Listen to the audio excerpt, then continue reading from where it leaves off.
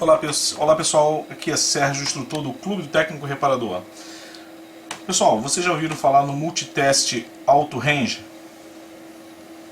Instrumento que pode ajudar muito no nosso dia a dia na manutenção de geladeiras, na parte de refrigeração, na parte de lavadoras de roupa, na manutenção de forno de micro-ondas, na eletrônica em si. Pois bem, aqui eu tenho um instrumento comum, que é um instrumento da Minipa, né? Vocês têm aqui a escala de ohms, a escala de volt, a escala de corrente, né? A escala de tensão alternada, tensão contínua. Você seleciona por aqui. Por exemplo, a escala aqui de tensão contínua, né? Ela tem, vou mostrar aqui para vocês, ó. Então, o que acontece? Para você fazer uma medição de, por exemplo, uma tensão alternada, você tem que escolher ou uma medição de corrente, ou uma medição de resistência, né, valor de resistência. Por exemplo, esse instrumento aqui, ele tem, olha quantas escalas que ele tem para medição de resistência. 200 ohms, a faixa de 200 ohms. Ele tem a faixa de 2000 ohms, 20K, que é 20.000 ohms, 200K, 2000K e 20 mega. O que significa isso? Ou seja, se você vai medir um resistor, você tem que escolher a escala aqui correspondente para a medição daquela peça. Um exemplo, eu tenho aqui nessa placa um resistor, aqui nessa placa de lavadora, um resistor de 200 ohms. Então eu tenho que supor 200 ohms, então eu vou colocar na escala aqui. Eu não vou botar na escala de 200, que tem a escala de 200 aqui, porque vai ficar bem rente à leitura do resistor. Pode ser que ele não faça nenhuma medição, pode ser que sim. Então eu vou botar uma escala superior. 2000 ohms significa que ele vai medir até 2000 ohms. Então eu tenho que escolher a escala correta para fazer a medição do resistor. Aí eu venho aqui com a ponta de prova, vou lá no resistor. Vamos lá, deixa eu ligar aqui. Ligado.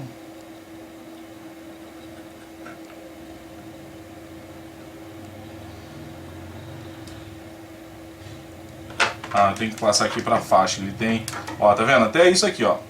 Eu vou passar aqui porque você tem que mudar. Em cima é de volts, embaixo para medição de resistência. Agora eu vou lá de novo. Então tá marcando aqui, ó, 218 ohms. Então ele mediu, mas eu tive que escolher qual a escala aqui de resistência. E nesse multímetro em particular eu tive que mudar a ponta de prova, que estava na parte aqui de volt, para a parte que faz medição de resistência, que faz medição de leitura para diodo, né? E por aí vai. Então vocês viram que eu tenho que escolher, por exemplo, no caso da escala de resistência aqui, qual a faixa correta, e ainda tive que mudar a ponteira aqui. Já com os multitesters, né, com os instrumentos que é Auto Range, eu não preciso ficar me preocupando em escolher qual escala, por exemplo, na escala de ohms que eu devo colocar. Eu só coloco realmente no que seria no símbolo de ohms.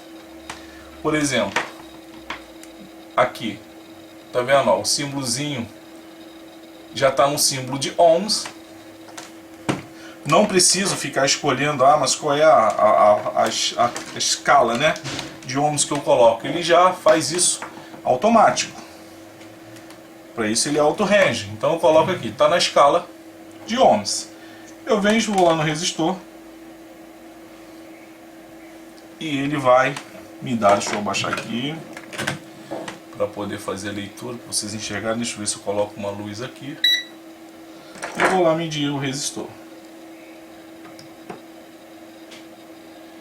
Ele demora alguns segundos e está lá 218 ohms.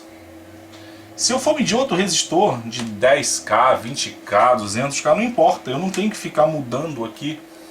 Eu já coloco automático aqui em ohms e eu vou lá e faço a medição da resistência. Ok?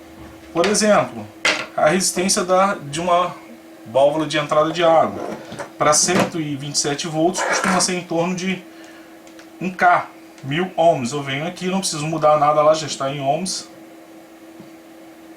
Está lá, 1052 ohms. Medindo aqui. Agora eu venho aqui, eu vou medir aqui um PTC. Vamos lá. Ah lá, tá me dando a leitura. Eu posso fazer um teste eu posso deixar na escala de resistência ohmica, no caso para medir um relé.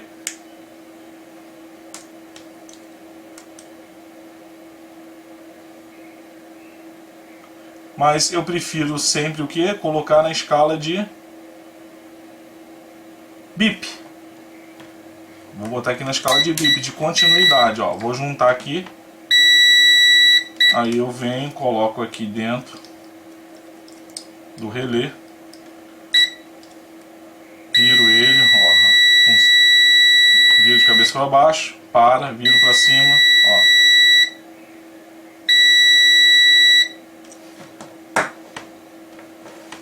Aí, pessoal, então vocês podem ver, basta escolher qual a escala que eu quero fazer a medição e eu não preciso ficar escolhendo as subescalas dentro daquela escala, né?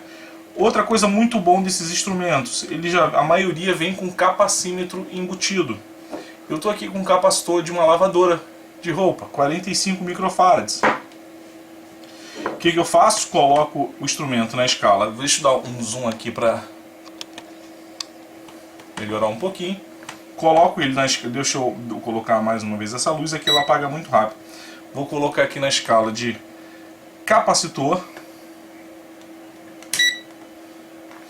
Venho aqui e coloco aqui nos terminais.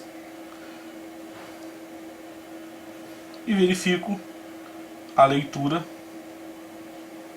Deixa eu encostar aqui certinho. Deixa eu acender a luz de novo aqui. E tá lá. 44.69 microfarads. É um capacitor de 45. Esse capacitor está perfeito. Ok?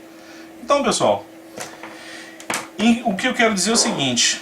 Inclusive, esse instrumento, eu não estou ganhando nada para fazer propaganda da Ikari, né? Inclusive, aí no mercado tem bons instrumentos como a Minipa. Essa marca aqui, ela tem esse full alto range também da Minipa, que eu também recomendo. Só que você tem que sempre verificar as escalas se tem capacímetro, ok? Então eu recomendo a Minipa. Eu recomendo para quem quer gastar um pouquinho mais, mas é um instrumento assim excelente, um dos melhores aí do mercado, que é o Fluke, né? É um belo instrumento. E esse aqui da Ikari, a vantagem, ele tem suas vantagens e desvantagens. Por exemplo, essa escala aqui dele é muito dura, né? Se você tentar deixar ele em pé e for medir a escala, olha só, é dura essa escala aqui. Já o da Minipa é bem melhor. E o do Fluke nem se fala. O do Fluke é suave, você muda. Essa escala é muito dura. Ok? E ele tem a vantagem de você medir frequência. Quem assistiu o meu vídeo que eu coloquei sobre o que é e como saber se o pressostato eletrônico linear está bom ou não, que a gente mede lá no pino 2 e verifica se tem a frequência lá saindo, esse instrumento tem escala de frequência, marcando aqui em Hertz. Coloca aqui, pino preto no terra, pino vermelho lá na saída out, e tem que marcar a frequência aqui, ok? Então, para vocês aí que são colegas na área de trabalho, de serviço, eu aconselho vocês terem um instrumento que é alto range. Você só basta colocar na escala correspondente ao tipo de leitura que você queira. Por exemplo, nós temos aqui milivolts, voltagem de corrente alternada, voltagem em corrente contínua, ohms, medição de diodo. Vamos botar isso aqui na medição de diodo. Coloquei aqui. Vamos pegar essa placa aqui. Vamos medir aqui um diodo aqui nessa placa. Vou pegar esse diodo aqui.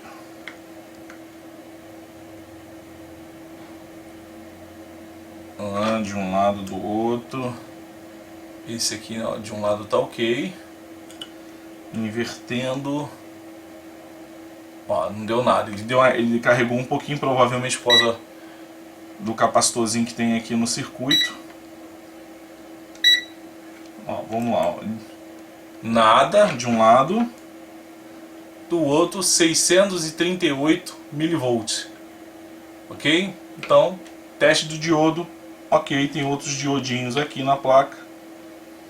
Posso fazer aqui, ó, a leitura, ó, 604 mV.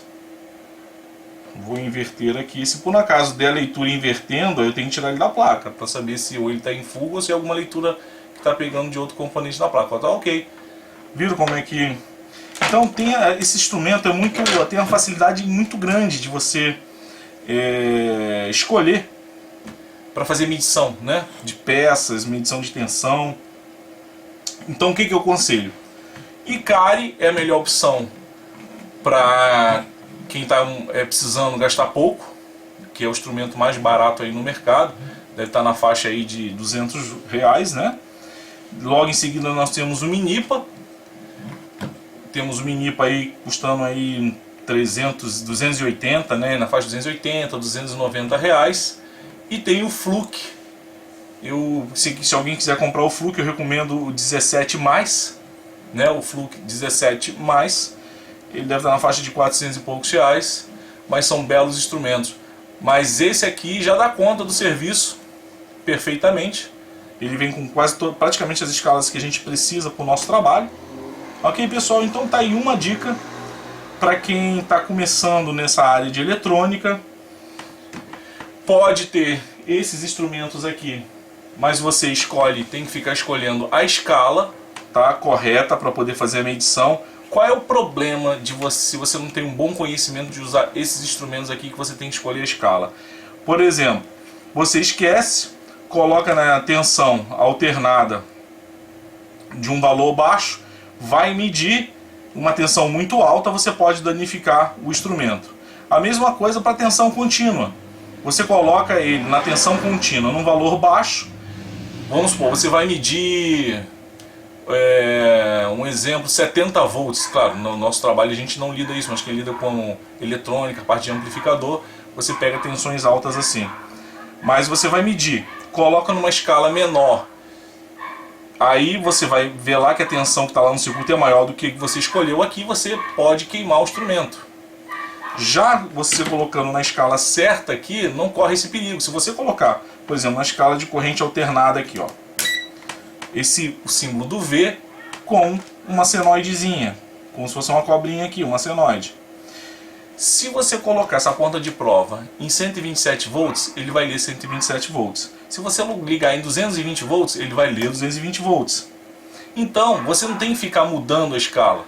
Basta você colocar na escala de tensão alternada e medir lá que ele já vai fazer a leitura. Então, o risco de você queimar um instrumento desse é bem menor, sem contar que tem essa facilidade de fazer a leitura, ok, do componente. Pessoal, obrigado, espero que esse vídeo tenha ajudado vocês com alguma informação. Se ajudou, dá um likezinho aí para ajudar no nosso canal, ok? Muito obrigado, um abraço, até o próximo vídeo.